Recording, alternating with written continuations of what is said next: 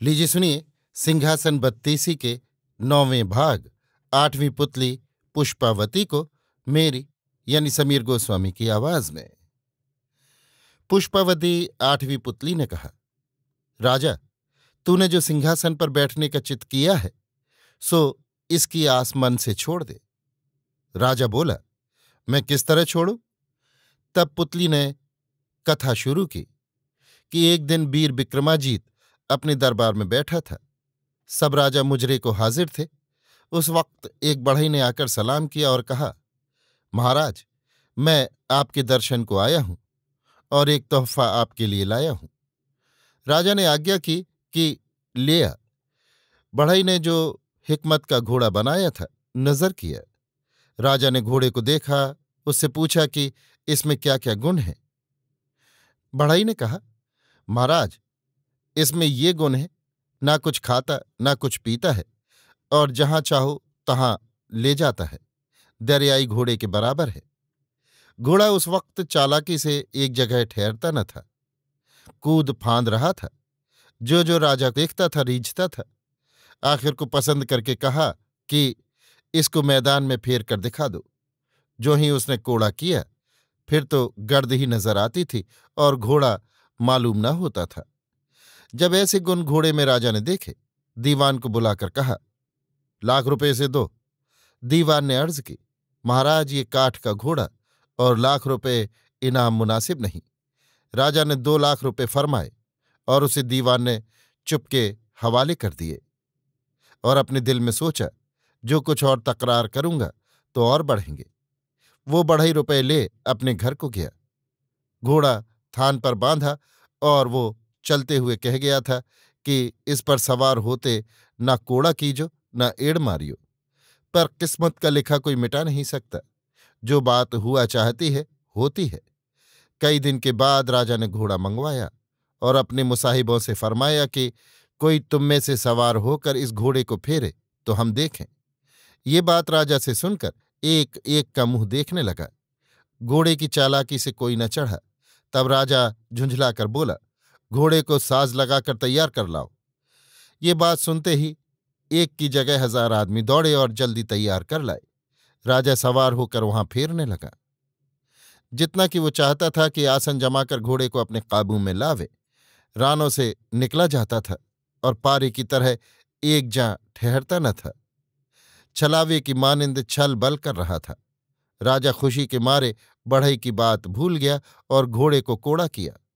चाबुक लगते ही आग बबूला होकर वो ऐसा उड़ा कि समुद्र पार ले गया और एक जंगल में दरख्त के ऊपर से गिरा। आप रानों से निकल गया। राजा भी दरख्त से लड़खड़ाता हुआ नीचे गिर पड़ा और ये हालत हुई कि नजदीक मर्ग के पहुंचा। जब कितनी देर गुजरी, कुछ उसे होश आया, तब अपने दिल में कहने लगा, देश नगर राजपाट रैयत और अपने पराए सब के सब छूटे, किस्मत मुझे यहां ले आई। देखिए आगे क्या हो। ये मन में विचार कर धीरज बांध उठकर वहां से आगे चला। ऐसे महावन में जा पड़ा कि निकलना फिर मुश्किल हुआ। 12 जौं तो उस जंगल से भूखा भटका 10 दिन में 7 कोस राह चलकर फिर एक ऐसे वन में जा पहुंचा। उसमें ये अंधियारा था कि हाथ को हाथ न सूझता था और चारों तरफ शेर गैंडे चीते बल्कि सब दरिंदे बोल रहे थे। उनकी डरावनी आवाजें सुनकर राजा सहमा जाता था। कभी पूरब कभी पश्चिम कभी दक्षिण कभी उत्तर भटका भटका फिरता था, पर राह कहीं न मिलती थी। इस तरह दुख भोगता हुआ 15 दिन के बाद एक तरफ जा निकला। वहां एक तमाशा नजर आया कि एक मकान है और उसके बाहर एक बड़ा दरख्त और 2 बड़े कुएं। उस दरख्त पर एक बंदरिया बैठी है, कभी नीचे उतरती है और कभी ऊपर चढ़ती है। राजा ये कौतुक छिपा हुआ देख रहा था। इतने में निगाह उसकी ऊपर गई।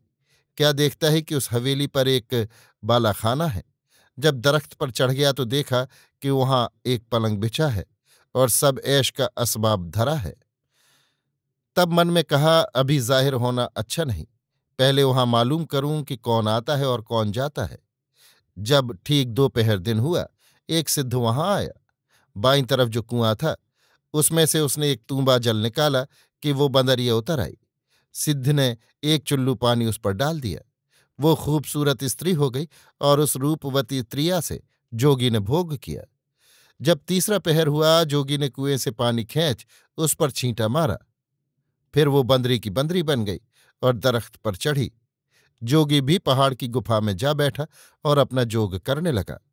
राजा ने प्रकट हो चतुराई कर बाएं कुएं से जल निकाल उस बंदरी पर छींटा मारा। फिर वो ऐसी सुंदरी नारी हुई कि गोया इंद्र के अखाड़े की अप्सरा है, और राजा को देख लाज से मुंह फेर लिया। काम के बाण राजा को आन लगे। प्रेम कर उसको अपने पास बिठा लिया। जब उसने आंख प्यार की देखी तब हंसकर बोली, महाराज, हमारी ओर और दृष्टि से मत देखो, क्योंकि हम तपसी हैं। जो हम सरापेंगे तो तुम भस्म हो जाओगे। राजा बोला कि सराप मुझे न लगेगा, मैं राजा विक्रमाजीत हूं। कोई मेरा क्या कर सकता है कि मेरे हुक्म में ताल बेताल है। विक्रम का नाम सुनते ही वो बाला राजा के चरण पर गिर पड़ी और कहा, महाराज, तुम तो नरेश हो, हमारा उपदेश सुन जल्दी यहां से जाओ। अभी जति आता है तो मुझे तुम्हें दोनों को शराब देकर जलाता है। तब नरपति बोला कि हम जति के सामने न होंगे, हमारा तो कुछ वो कर न सकेगा। पर स्त्री हत्या हमें लेनी उचित नहीं, क्योंकि स्त्री हत्या लेने से आखिर को नरक भोग करना पड़ता है। फिर राजा ने कहा कि उस सिद्ध ने तुझे कहाँ पाया? तब वो बोली, कामदेव मेरा बाप है और पुष्पवती माँ है। मैंने उनके कुल में अवतार लिया था। जब 12 बरस की मैं हुई तब उन्होंने मुझे एक आज्ञा की और मैंने भंग की। तब माता पिता ने क्रोध कर जति को दे डाला और ये मुझे अपने बस करके इस वन में ले आया। बंदरी करके रूख चढ़ाया। इस शक्ल से 1 बरस गुजरा कि मैं इस वन में हूं। सच है कि किस्मत के लिखे को कोई मिटा नहीं सकता। यही सोचकर मैं चुप की हूं। तब राजा बोला, मेरा जी चाहता है कि तुझे अपने घर ले जाऊं। वो बोली, महाराज, मेरे दिल में यही है, पर क्यों कर जाऊं कि तुम्हारा नगर समुद्र पार है। तब राजा ने वचन दिया कि मैं तुझे ले चलूंगा। समुद्र लांघने की फिक्र कुछ मत कर, इस तरह ले जाऊंगा कि तुझे मालूम न होगा। यों दोनों ने आपस में बातें कर रैन आनंद से भोर की, और सवेरा होते ही पानी दूसरे कुएं से निकाल उस पर छिड़का कि फिर वो बंदरिया हो कूद दरख्त पर जा चढ़ी। राजा वहीं छिप रहा। उसी दम जोगी आन पहुंचा। वही जतन जोगी ने कर छिन एक वहां सुस्ता खुशी की। जब चलने लगा तब वो सुंदरी बोली, महाराज, मेरी एक विनती सुनिए। कुछ प्रसाद मैं तुमसे मांगती हूं, सो तुम मुझे दो। ये सुन जोगी ने हंसकर एक कंवल का फूल उसे दिया और ये कहा, एक लाल ये हर रोज देगा और कभी न कुम्हलाएगा, इसे तू अच्छी तरह रखना। ये सुनकर उसने अपनी चोली में रख लिया और दिल उसका खुश हुआ। जोगी फिर उसे बंदरी बना के चला गया। राजा ने फिर कुएं से पानी निकालकर उसे नारी बनाया और उसने ये कमल का फूल राजा को दिखाया और कहा, महाराज, एक अद्भुत चरित्र है कि इसमें से एक लाल रोज निकलेगा। ये बात बुद्धि बाहर है। राजा ने कहा, इसका अचरज नहीं, भगवान को सब कुदरत है और वो क्या क्या नहीं करता। ये बातें कर रात ऐश से काटी। प्रभात हुआ तब उस कंवल में से एक लाल गिरा। दोनों ने ये तमाशा देखा। तब राजा ने कहा कि चंचल, अब यहां ठहरना उचित नहीं, बेहतर यह है कि मेरे देश को चल। ये बात राजा की सुनकर वो बोली, सुनो महाराज, एक मेरी विनती है।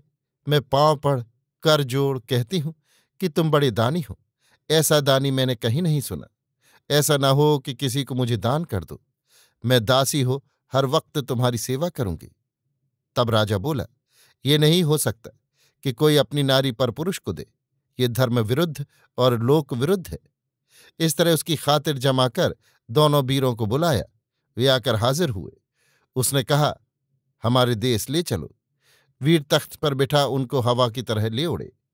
वे तो यों अपने शहर की तरफ गए, और जोगी यहां जो आया और उस सुंदरी को न पाया तो अचता पचता मन मार मुरझा रह गया। निदान राजा अपने नगर के पास आया और सिंहासन से उतर उस राजकन्या का हाथ थाम शहर को चला। रास्ते में देखा उसने कि किसी का एक खूबसूरत लड़का दरवाजे पर खेल रहा है। राजकन्या के हाथ में कमल का फूल देखकर वो लड़का रोने लगा और बिलख बिलख बोला कि मैं ये फूल लूंगा। राजा ने कमल उसके हाथ से ले लड़के को दिया। लड़का फूल ले हंसता हुआ अपने घर में गया। राजा भी अपने मंदिर में जा बिराजा। जब सुबह हुई तब उस कमल के फूल में से एक लाल गिरा। लड़के के बाप ने उसे देख उठा लिया और कमल को छिपा रखा। इसी रंग से हर रोज लाल निकला किया कि एक दिन कितने लाल वो लेकर बाजार में बेचने गया। ये खबर कोतवाल को हुई। कोतवाल ने उसे पकड़वा मंगवाया कि तू बनिया, तूने ये लाल कहाँ पाए। यों कह उसे बहुत सियासत कर लाल लेकर राजा के पास आया और सब वो अहवाल बताया। तब राजा ने कहा, अब उसको भी लाओ और उससे पूछो कि तूने ये लाल कहाँ से पाए। बनिए को बुलाकर पूछा, ये लाल तू कहाँ से लाया। और राजा ने उसे कहा, जो तू सच मुझसे कहेगा तो मैं तुझे और भी दौलत दूंगा, और झूठ बोलेगा तो देश से निकाल दूंगा। उसने अर्ज की, सुनो भूपाल, द्वारे खेलता था मेरा बाल, उसके हाथ में कोई कमल का फूल दे गया और उसने आन मुझे दिया। मैंने रात भर उसे अपने पास रखा। सुबह होते उसमें से लाल झड़ा और हर रोज एक एक लाल यों ही निकलता है, और अब भी वो फूल मेरे घर में है। राजा ने कहा, ये तो तूने सब सच्ची बातें कहीं। अब तू ये लाल अपने लेकर घर को जा। कोतवाल ने बहुत बुरा काम किया जो बेतहकीक तुझे पकड़ लाया। इसका न्याय अब ये है कि ₹1,00,000 तुझे कोतवाल डांट दे। ये कह कोतवाल से ₹1,00,000 दिलवा उसे घर को भेज दिया। ये बातें कर पुतली फिर बोली, सुन राजा, वीर विक्रमाजीत के गुण और धर्म, तू मूर्ख है, कुछ उसकी हकीकत नहीं जानता। इससे ही राजा को तू अपने आगे हीन कर मानता है और अपने तई मन में तू अधिक समझता है। ये बातें पुतली से सुन राजा उस दिन यों ही अचता पचता रह गया। वो सायत भी जाती रही। सुबह को दूसरे दिन राजा सिंहासन के पास आ खड़ा हुआ और पुतली से पूछने लगा कि तू खुश तो है। कथा सुनने से मुझे निहायत खुशी होती है, और जो नहीं सुनता है महजून होता है। तब मधुमालती नवीं पुतली बोली। अभी आप सुन रहे थे सिंहासन बत्तीसी के 9वें भाग 8वीं पुतली पुष्पावती को, मेरी यानी समीर गोस्वामी की आवाज में।